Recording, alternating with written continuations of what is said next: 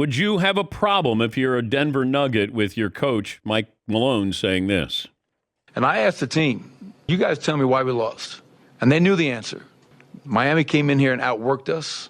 And we were by far our least disciplined game of these 16 or 17 playoff games, whatever it is now. If we're going to try to go down there and regain control of this series and get home court advantage back, we're going to have to outwork Miami, which we didn't do tonight. And our discipline is going to have to be off the charts. Got any problem with that?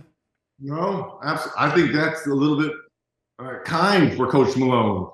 If you remember in some of those games early on in the playoffs, he was calling them soft. And like, who is this team? I think that's very mild for Michael Malone, and he's absolutely right. To me, the first 6-8 minutes of Game 2 set the tone. Now, again,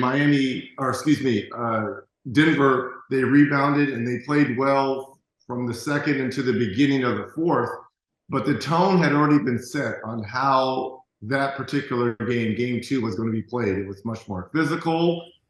It was possession orientated, and there was a lot of missed assignments, defensive assignments that you didn't see in Game 1 for Denver. It was almost like they were playing a regular season game as opposed to Game 2 of the NBA Finals.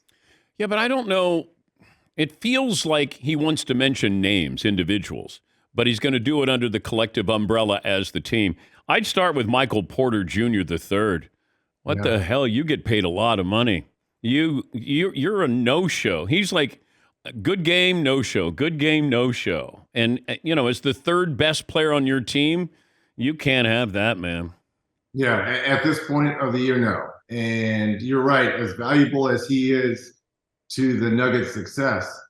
Also, too, I know we're only 2 games in. I'm still kind of waiting on Jamal Murray. We saw what he did in those first couple of rounds where he's been absolutely fantastic. He had his moments in quarter 2 or 3, but we're still waiting for him to have one of those signature type moments here in the finals.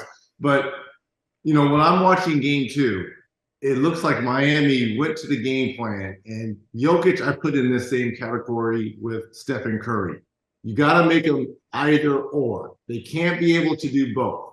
Either they're going to be a volume scorer or they're going to get a lot of assists. They can't do both. And in Game 1, Jokic did both. He had 25 plus and he had 10 plus assists. He's going to get his rebounds. I'm not worried about that. But in Game 2, 41 points and I believe only 5 or 6 assists. Yeah, 4. So you got to make him one or the other. It's when Denver is crazy is when he's able to score and get those other guys off. He wasn't able to do that last night. Okay, Erik Spoelstra would have a problem with you with that logic there because here's Ramona Shelburne from the Mothership talking to Erik Spoelstra last night. This is probably oversimplifying things, but sometimes when teams play against Jokic, you turn him into a scorer, you turn him into a passer, and he controls the game. He only had 4 assists tonight. Yeah, that's ridiculous. It's just, that's the untrained eye that says something like that. This guy's an incredible player. Twice in 2 seasons, he's been the best player on this planet.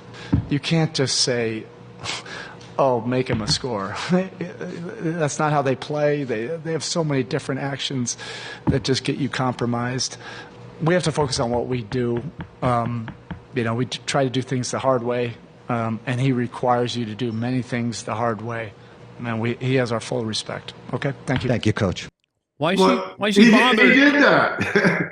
But he did do that. He did it the hard way, and that's staying home with shooters, staying attached, making life very difficult for Jamal Murray and Michael Porter Jr. So you can't sag and help. And if he wants to get into that turn and do all those spinnings and make those incredible shots like he did in the third quarter, you shake your hand, you're going to lose anyways. But you can't let Porter give you 12 to 15, Murray 25 to 30, KCP 10 to 12. Those guys, you take away their looks and make Jokic 30-plus high volume, make him field goal. Look at his field goal attempts last night.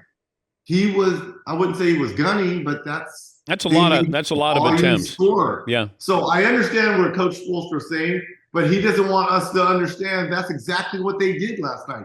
Take everyone else away, make sure he doesn't have 10 plus assists and get those other guys going. It could have been a monster night where Jokic scores 41 and he has 10 assists. If those guys make 6 shots, then he's got 10 assists, and then Miami is now down 0-2 going back home. It's not like they go, you know what, he gets to score all of his points and then we'll shut down everybody else. I mean, that's their logic and their philosophy. But if those players make 5 or 6 more shots, then all of a sudden we're looking at that philosophy differently. It's like you let him score and pass. Game 1, they hit their shots. Game 2, they didn't hit their shots. And that's the difference in his assist total.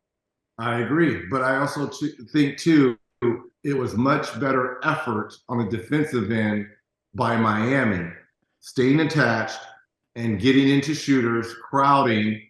And again, Bam, Adebayo, Zeller, and at times Love, it's going to have to be single coverage. And if he scores, then so be it. But we've got to stay attached. That has always been the plus for the Denver Nuggets, has been their depth and their ability to get those others. You know, you hear Shaq talk about all the time those others. Get the others going along with Jokic. That's why they've been so successful for this NBA Finals run.